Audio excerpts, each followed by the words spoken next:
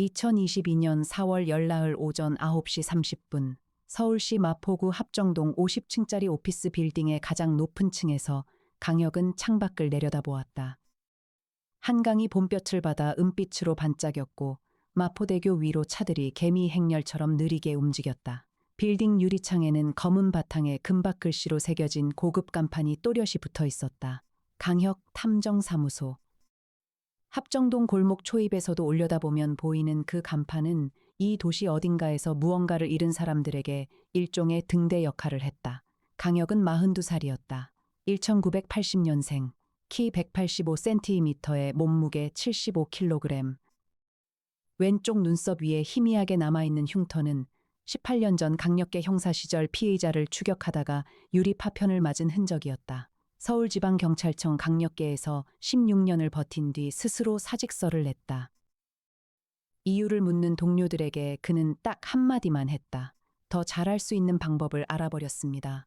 사무소의 50층 전체는 300평 규모였다.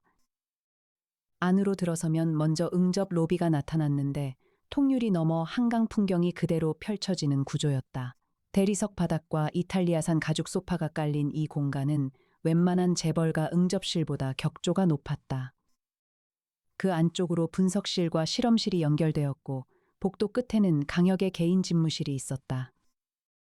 건물 옥상에는 헬리포트가 마련되어 있었으며 지하 주차장에는 검정 아우디 800과 흰색 제네시스 지구 82대를 포함해 모두 5대의 차가 대기 중이었다.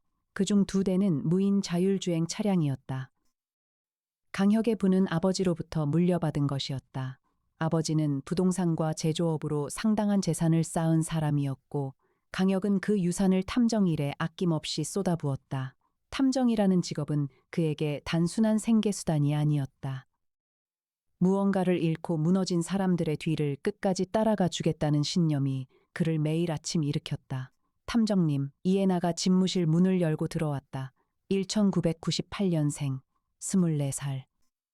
국립과학수사연구원 법화학과 출신의 분석화학 전문가였다. 강혁이 직접 스카우트하여 사무소에 합류시킨 인물이었다. 키가 크고 갸름한 얼굴에 둥근 금태 안경을 쓰고 있었다. 차분하고 치밀한 성격이어서 강혁이 한 발을 내딛기 전에 이미 2발 앞서 준비를 마치는 사람이었다. 그녀의 손에는 항상 데이터 패드나 보고서가 들려 있었고 오늘도 예외가 아니었다. 의뢰인이 왔어요. 오전 9시 30분 예약이에요. 사전에 보낸 자료 검토하셨죠? 강혁은 소파에서 일어나 재킷을 집어들었다. 봤어요. 마포구 성산동 일대라고 했는데 구체적으로 어떤 골목인지는 적혀 있지 않더군요. 저도 그 부분이 이상했어요. 의뢰인 이름은 한지수, 28세, 신혼주부예요. 신혼이요? 네, 남편은 박태준이고요. 32세, 결혼한 지 4개월째라고 했어요. 지난주부터 남편이 집으로 돌아오지 않는다고 합니다. 강혁은 잠시 멈추었다. 실종 사건이라면 경찰에 신고했을 텐데 했다고 해요. 그런데 경찰 측에서 골목에 들어간 흔적은 확인했는데 나온 흔적은 없다고만 하고 수사가 진전되지 않는다고요. 의뢰인이 그 표현을 쓰더군요. 들어간 흔적은 있는데 나온 흔적이 없다고. 강혁의 눈이 가늘어졌다. 응접 로비에는 한지수가 소파에 앉아 2 손을 모은 채 기다리고 있었다. 흰 블라우스에 베이지색 코트를 걸친 젊은 여성이었다. 눈이 부어 있었고 입술이 건조하게 트어 있었다. 강혁이 들어서자 그녀는 자리에서 벌떡 일어섰다. 강혁 탐정님이세요? 네, 앉으세요. 이에나가 옆에 조용히 자리를 잡았다. 세종이 구석에서 저절로 바퀴를 굴려 자리를 이동했다. 세종은 이 사무소의 인공지능 로봇이었다. 최신 AI를 탑재한 연산 시스템이 유선과 무선을 동시에 처리하며 데이터를 수집하고 분석했다. 인간의 외형을 본뜬 유사 인체형 로봇은 아니었다. 반구형 본체 위에 다관절 팔 2개와 고해상도 카메라 2개가 부착된 형태였다. 말하자면 뇌는 탁월하되 몸은 최소한인 형태였다. 남편이 사라진 골목에 대해 처음부터 말씀해 주시겠어요. 한지수는 입을 열었다. 박태준이 사라진 것은 2022년 4월 7일 저녁 7시 무렵이었다. 그는 퇴근길에 마포구 성산동 4가로 37번지 인근 골목으로 들어갔다. 이 골목은 원래 그의 귀가 동선에 없었다. 평소에는 성산로를 따라 직진하다가 아파트 정문으로 들어오는 경로를 썼다. 그런데 그날따라 문자 메시지가 왔었다고 한지수는 말했다. 남편 친구한테서 왔어요. 그쪽 골목에 맛있는 곱창집이 생겼다고 같이 가자고요. 그래서 남편이 거기로 갔는데 나중에 알고 보니 그 친구는 그런 문자를 보낸 적이 없다고 했어요. 친구 이름이요? 김동현이에요. 남편 대학교 동창이에요. 이해나가 패드에 빠르게 받아 적었다. 그 골목에 들어간 이후로 연락이 완전히 끊어졌어요. 전화는 꺼져 있었고 위치 추적도 안 됐어요. 이튿날 아침에 경찰에 신고했더니 골목 입구 CCTV에서 남편이 들어가는 게 찍혔는데 나오는 화면이 없다고 했어요. 골목은 막힌 구조가 아닌데 막힌 구조가 아니라고요.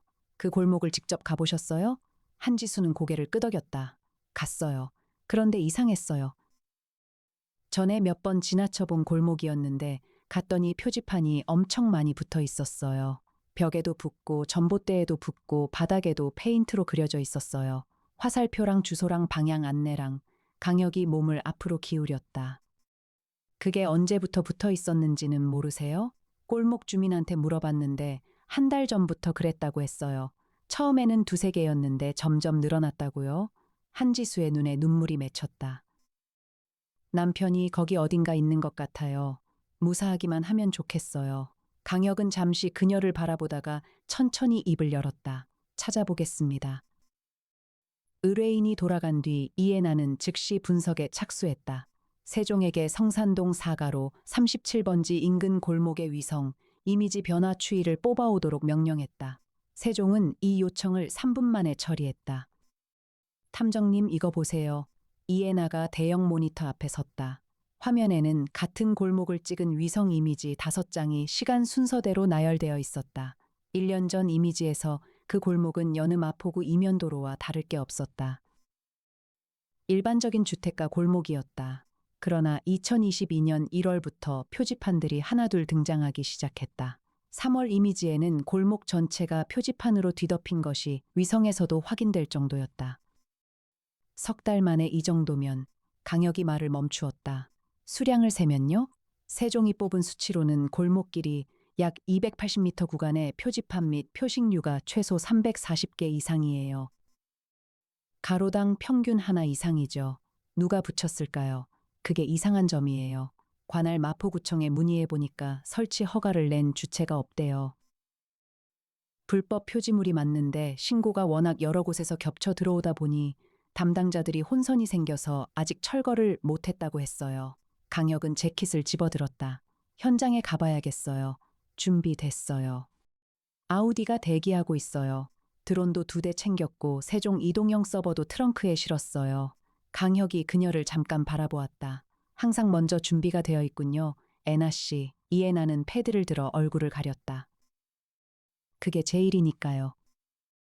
성산동 4가로 37번지 인근은 차로 15분 거리였다.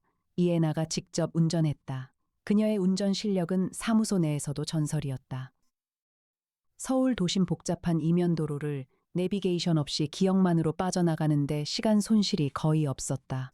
합정 나들목에서 성산동까지 막히는 구간을 빌딩 뒷골목으로 비틀어 들어가 결국 일반 내비보다 4분 빠르게 도착했다. 골목 입구에서 강혁은 차에서 내렸다. 처음 본 순간 그는 말을 잃었다. 입구부터 표지판이었다. 벽돌담에 작은 금속 표지가 나사로 박혀 있었다. 화살표와 숫자와 주소, 그 옆에 또 하나, 그 위에 2개. 전봇대에 5개가 층층이 붙어 있었고 바닥에는 흰 페인트로 방향 화살표가 그려져 있었다. 하나는 좌, 하나는 우, 그 옆에 또 다른 화살표가 좌를 가리키고 있었다. 왼쪽과 왼쪽이 서로 다른 방향을 가리키고 있어요. 이해나가 나지막하게 말했다. 그녀도 현장을 보고 잠시 멍했다. 강혁은 골목 안으로 천천히 걸어 들어갔다. 형사 시절의 버릇대로 있는 것부터 파악했다. 있는 것. 표지판, 화살표, 주소 안내, 방향 표시, 숫자, 지도 조각들. 어떤 것은 프린트된 종이를 코팅해서 붙였고 어떤 것은 직접 손으로 쓴 것이었다. 금속 표지도 있었고 나무 조각에 글씨를 새긴 것도 있었다. 작은 것은 손바닥만 하고 큰 것은 성인 상반신 크기였다. 없는 것, 주민, 골목 안에 사람이 보이지 않았다. 낮 시간인데 빨래도 없었고 창문을 여는 사람도 없었다. 상가 간판이 보이지 않았다. 원래 있었을 법한 정상적인 길 안내 표지는 하나도 없었다. 어색한 것. 표지판들이 서로 모순되었다.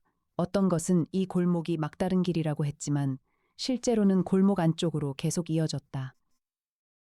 어떤 것은 여기가 37번지라고 했지만 바로 옆에 붙은 다른 표지는 같은 장소를 30번지라고 적고 있었다. 세종. 이에나가 손목 밴드를 조작하자 트렁크에서 나온 소형 이동 모듈이 골목 입구까지 굴러왔다. 세종의 현장 파견 형태였다. 중앙 서버에서 실시간으로 연결되어 명령을 수행했다. 이 골목 전체 표지판을 스캔해서 방향 모순 구조를 분석해줘. 세종이 복수의 카메라를 동시에 구동하며 골목을 훑기 시작했다. 강혁은 더 안쪽으로 걸어 들어갔다. 20m쯤 들어가자 골목이 두 갈래로 나뉘었다. 왼쪽 방향에는 표지판 두 개가 서로 반대 방향을 가리키고 있었다. 오른쪽 방향에는 지도 조각이 붙어 있었는데 그 지도에는 현재 위치에서 오른쪽으로 꺾으면 막다른 길이라고 표시되어 있었다. 그러나 실제 오른쪽 길은 40~50m 이상 이어졌다.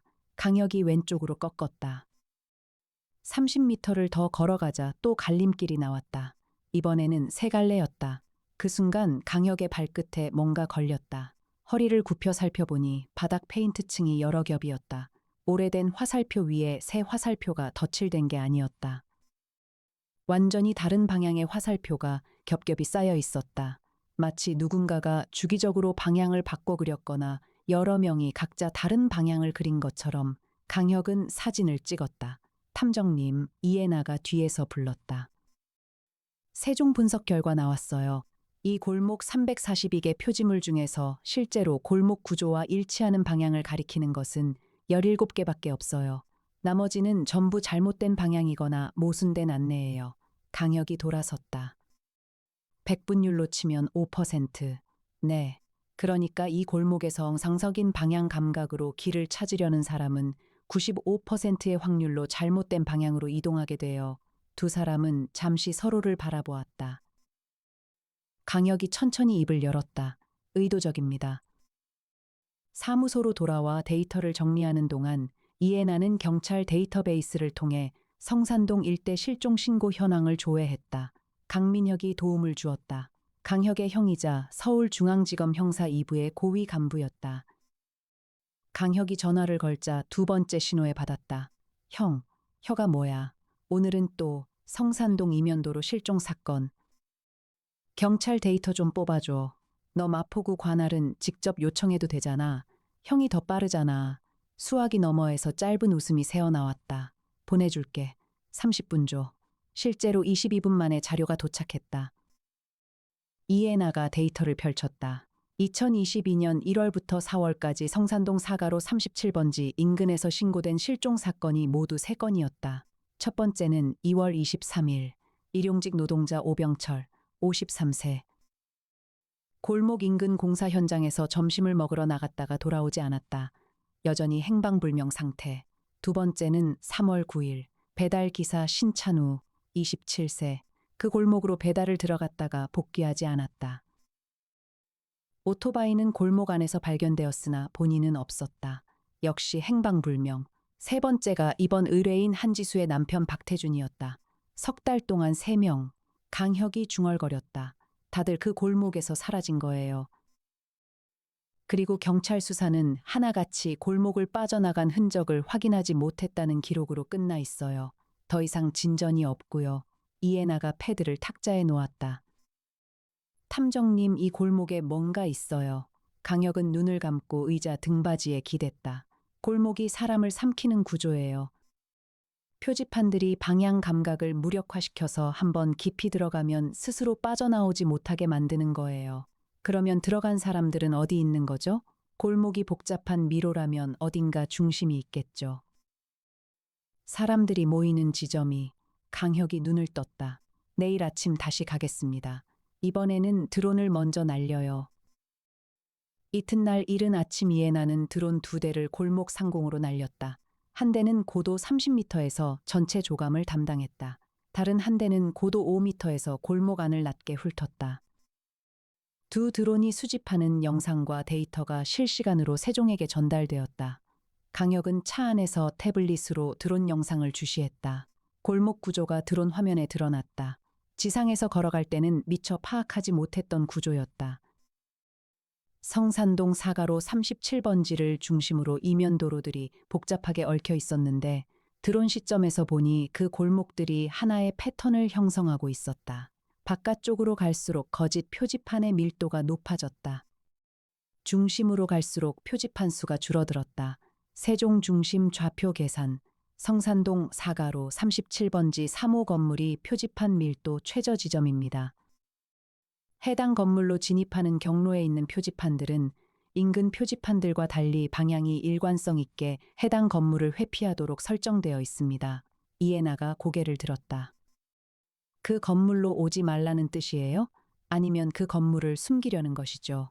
강혁이 차 문을 열었다. 37번지 3호는 2층짜리 낡은 상가 건물이었다. 원래 이 자리에 오래된 문방구가 있었는데 2년 전에 폐업한 뒤로 공실 상태라는 것을 이해나가 건물 등기 조회를 통해 이미 파악해 두었다. 건물 외벽에는 표지판이 없었다. 그것만으로도 이미 이 골목에서 눈에 띄었다. 주변 모든 벽과 전봇대에 표지판이 덕지덕지 붙어 있는데 이 건물 벽만 비어 있었다. 강혁은 건물 앞에서 정면을 훑었다. 출입문은 잠겨 있었다. 자물쇠가 새 것이었다. 누군가 최근에 교체했어요. 이해나가 자물쇠를 살폈다.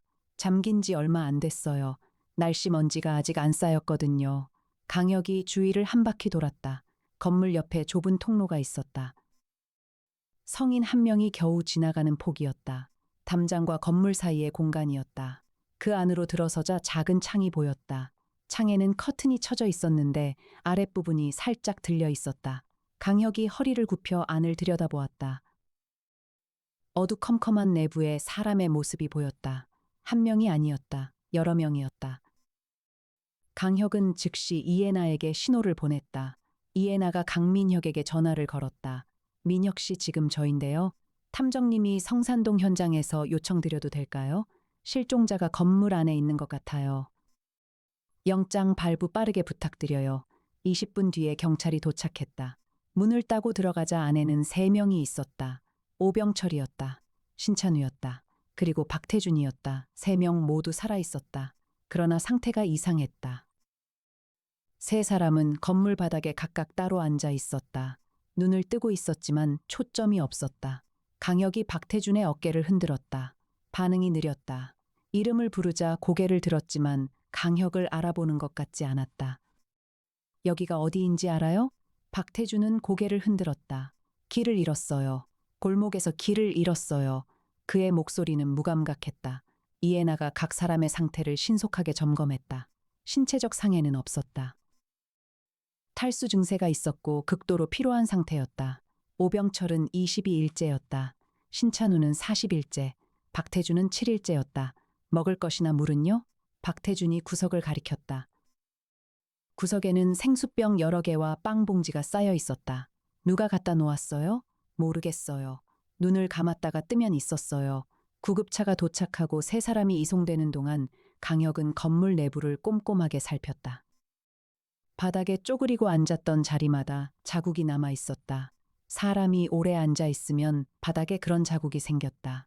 3자국 모두 서로 간격이 일정하게 떨어져 있었다. 서로 대화를 나눈 흔적이 없었다는 뜻이었다.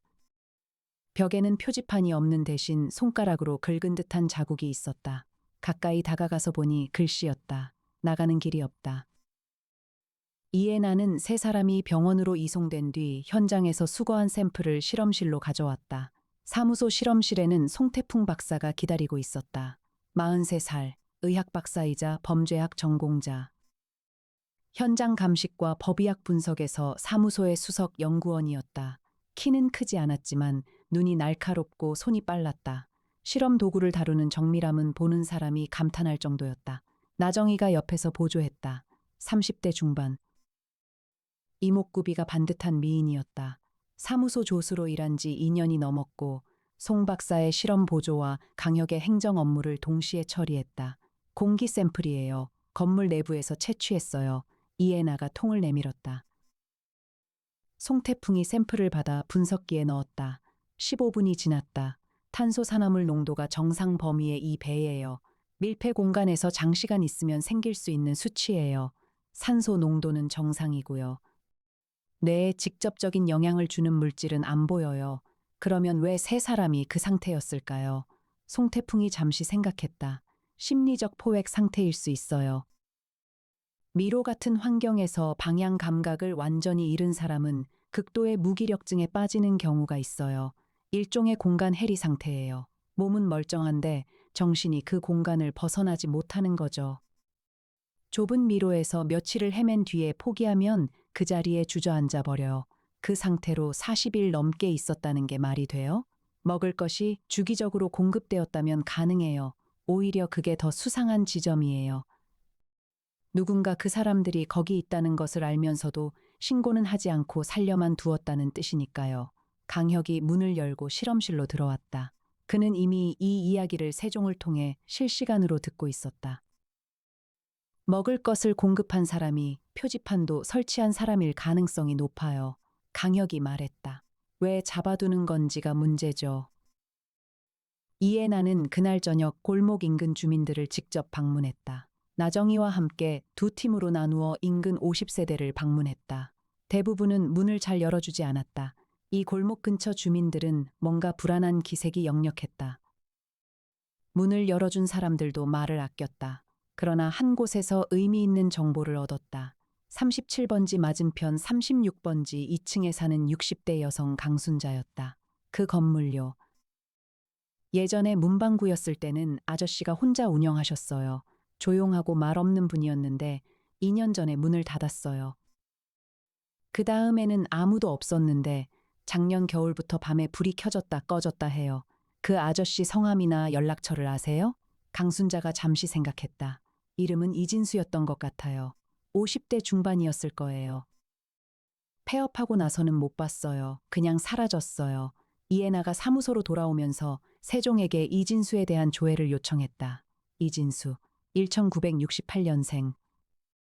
성산동 사가로 37번지 3호 임차인으로 2022년 3월까지 문방구를 운영, 가족관계 조회 결과 미혼, 현재 주소지는 성산동 사가로 37번지 3호로 등록되어 있으나 실거주 여부는 불명. 주소지를 그 건물로 유지하고 있어요. 이해나가 세종의 화면을 읽었다. 문방구 폐업 이후에도 거기 있었다는 거예요? 강혁이 말없이 이진수의 주민등록 사진을 화면에 띄웠다. 짧은 머리에 각진 얼굴.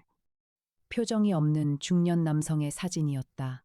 건물 등기 소유자는 다른 사람이에요. 이진수는 임차인이었는데 계약이 끝난 뒤에도 떠나지 않은 거예요. 그리고 표지판을 만들기 시작한 거고요.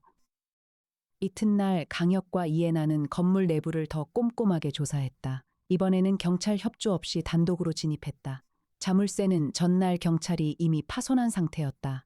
건물 안으로 들어서자 이해나가 손전등을 켰다.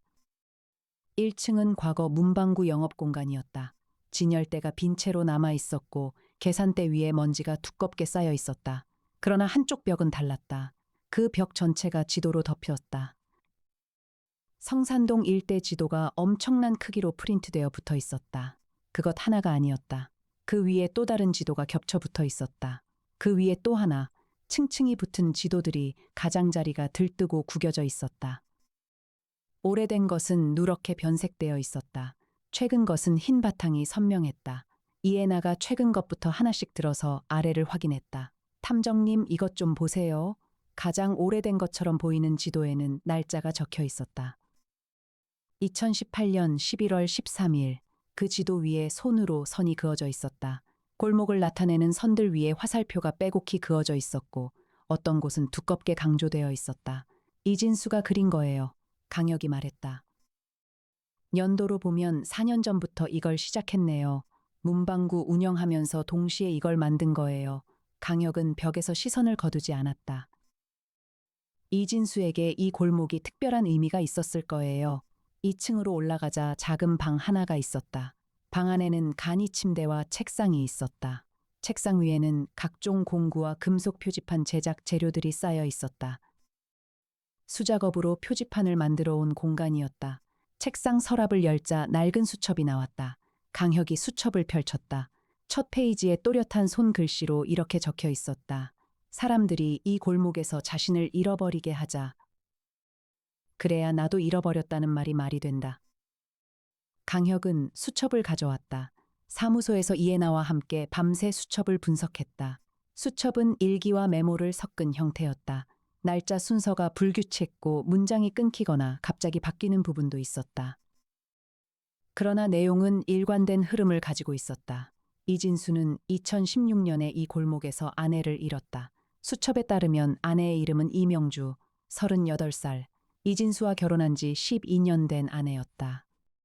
이명주는 2016년 9월에 어느 날 저녁 남편이 운영하는 문방구에 들를 예정이었다. 그 골목으로 들어왔다는 것은 주변 목격자를 통해 확인이 되었으나 이후 행방이 묘연했다.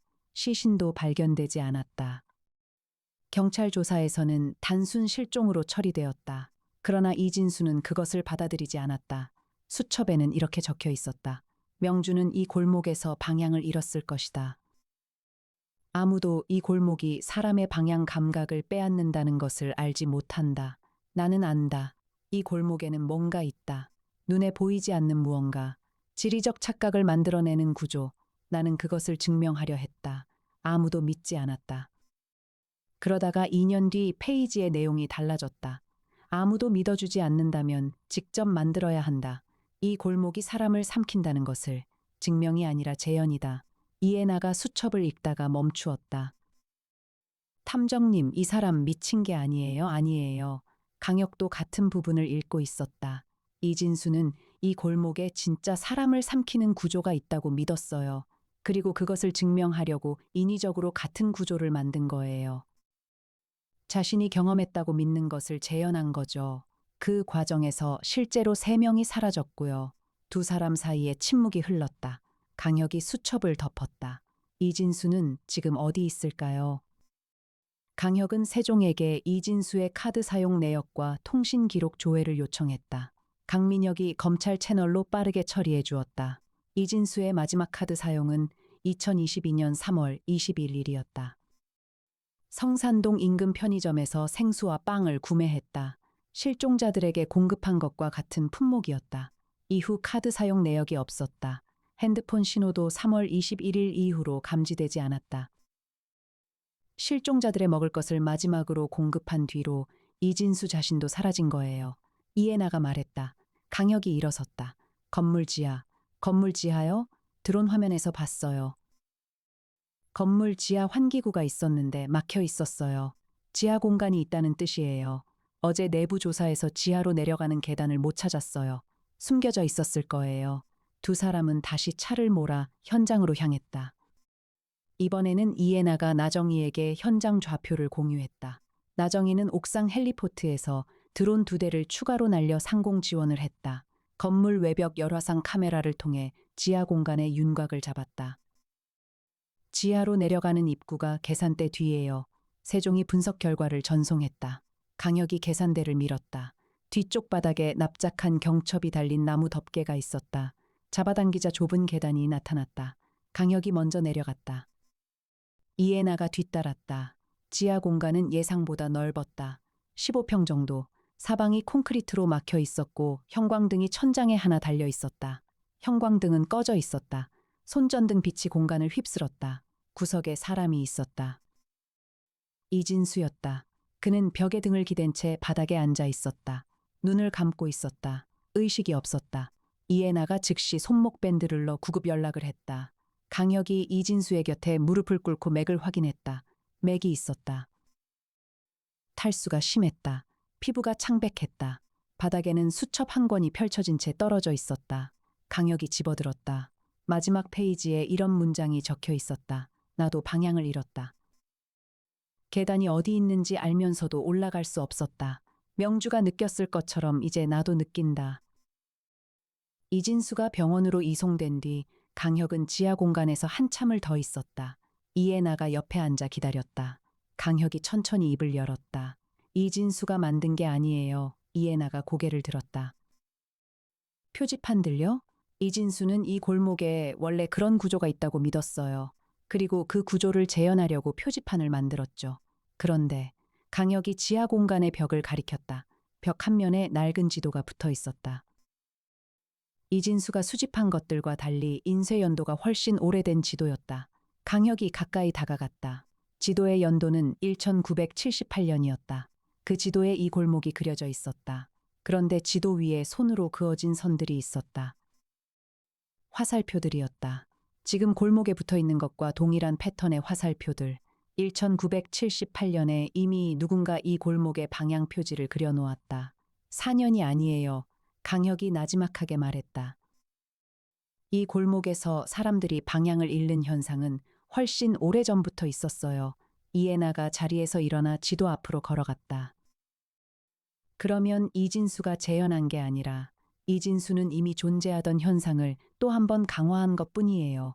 강혁이 지도에서 눈을 거두지 않았다. 이 골목의 실제 구조를 다시 분석해야 해요. 이진수의 표지판을 걷어내고 나서도 이 골목이 사람의 방향 감각에 영향을 주는지.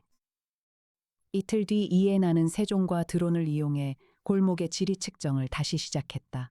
이진수의 표지판을 모두 제거한 뒤 그녀는 지면 고도 측정 데이터를 세종에게 분석하도록 했다. 세종이 분석을 완료하는 데는 1시간이 걸렸다. 결과를 본 이에나는 멈추었다. 탐정님, 강혁이 화면 앞으로 왔다. 세종의 분석 결과에는 성산동 사가로 37번지 인근 골목의 지면 경사 구조가 표시되어 있었다. 그 골목은 사방이 미세하게 경사진 형태를 하고 있었다. 중심부로 갈수록 아주 조금씩 낮아지는 구조였다. 경사도는 약 1%, 인간의 눈으로는 감지하기 어려운 수준이었다. 그런데 이 구조 때문에 지면을 걷는 사람은 자신도 모르게 계속 중심부를 향해 이동하게 되었다. 왼쪽으로 꺾으려 해도 발이 경사를 따라 중심부로 향했다. 그것이 방향 착각을 만들었다. 게다가 이 골목 주변의 건물 배치가 특정 방향의 소음을 흡수하고 다른 방향으로 반향시키는 구조를 가지고 있었다. 소음 방향과 실제 방향이 어긋나는 것이었다. 사람은 눈과 귀와 발의 감각을 종합해 방향을 판단하는데 이 골목에서는 세 감각이 모두 다른 정보를 주고 있었다. 이 골목의 지형이 원래 이런 구조예요. 이에나가 천천히 말했다. 인위적인 것이 아니에요. 2016년에 이명주가 사라진 것도 이진수가 표지판을 만들기 훨씬 전이에요. 이진수의 아내는 정말로 이 골목의 구조 때문에 방향을 잃은 거예요. 강혁이 긴 시간 동안 말이 없었다. 그러면 이명주는 골목 어딘가에서 방향을 잃고 쓰러졌을 거예요. 다만 이에나가 데이터를 넘겼다. 이진수가 표지판을 설치하기 전에 이미 골목에서 실종 사건이 있었는지 확인해야 해요. 오래된 기록을 강혁이 즉시 강민혁에게 연락했다. 강민혁이 검찰 기록 조회를 통해 성산동 이면도로 일대의 오래된 실종 기록을 뽑아왔다. 2016년 이명주 실종, 이것이 첫 번째가 아니었다. 2002년에도 이 골목 인근에서 행방불명 사건이 있었다. 피해자는 당시 60대 남성으로 저녁 산책을 나갔다가 돌아오지 않았다. 이튿날 인근 빈집 지하에서 탈수 상태로 발견되었다. 1993년에도 비슷한 사건이 있었다. 근처 공장 직원이 점심시간에 골목으로 들어갔다가 저녁까지 나오지 않았다. 다음날 발견되었다. 1973년, 1962년. 기록을 거슬러 올라가자 성산동 이 골목 일대에서 50년 이상에 걸쳐 산발적인 실종 및 미아 사건이 계속 있었다는 것이 드러났다. 그러나 어느 사건에서도 이 골목의 지형 구조가 원인으로 지목된 적은 없었다. 매번 단순 실종이나 음주 사고로 처리되었다.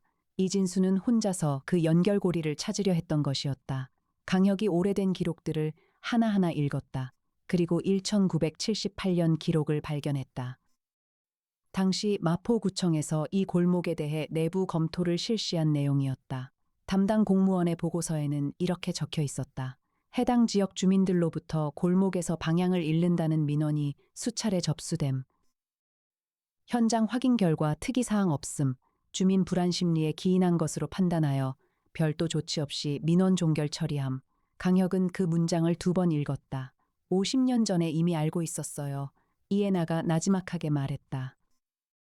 알고 있으면서 별도 조치 없이 종결했어요. 두 사람은 한동안 말이 없었다. 강혁이 보고서를 덮었다. 이진수가 아무도 믿어주지 않는다고 수첩에 썼어요.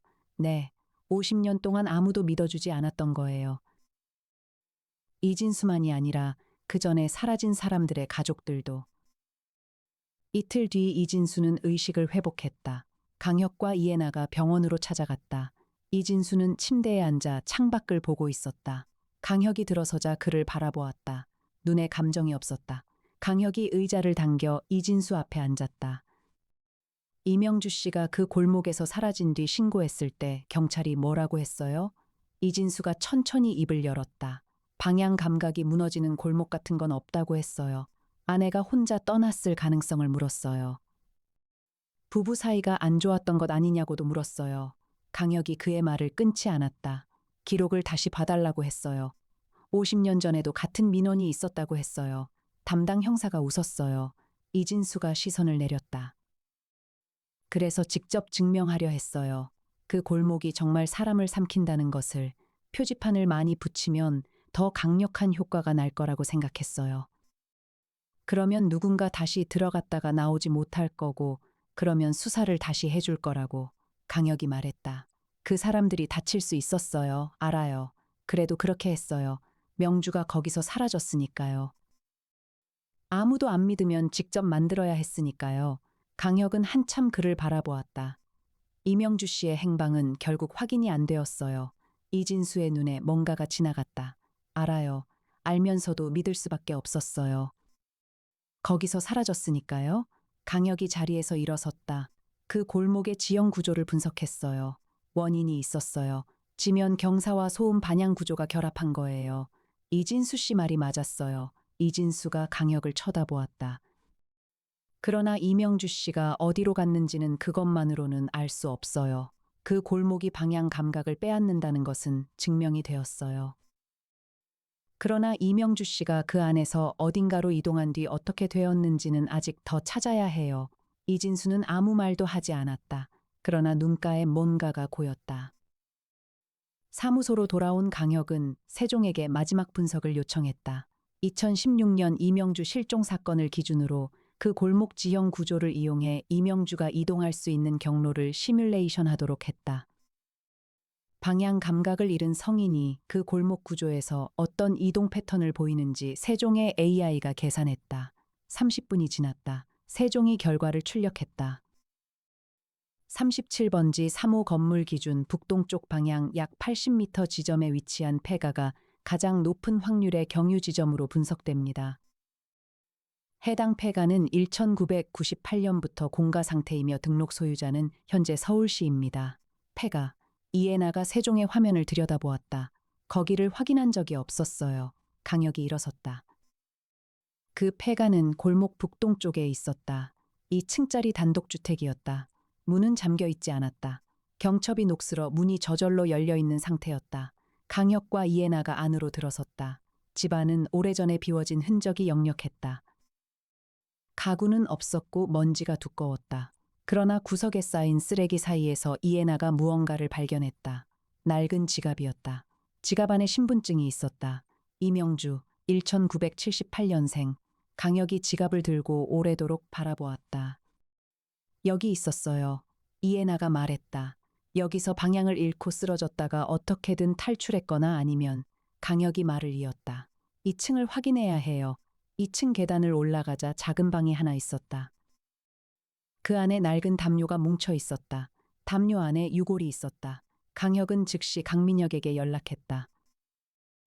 감식 결과 유골은 이명주의 것으로 확인되었다. 사망 추정 시기는 2016년 9월. 쌓이는 저체온증과 탈수였다. 이 폐가에서 길을 잃고 탈출하지 못한 채 사망한 것이었다. 이진수는 그 사실을 통보받았다. 강혁이 직접 병원에 가서 전했다. 이진수는 아무 말도 하지 않았다. 오랫동안 창밖을 바라보다가 마지막에 한마디를 했다. 거기 있었군요. 강혁이 고개를 끄덕였다. 맞는 골목이었어요. 이진수가 눈을 감았다.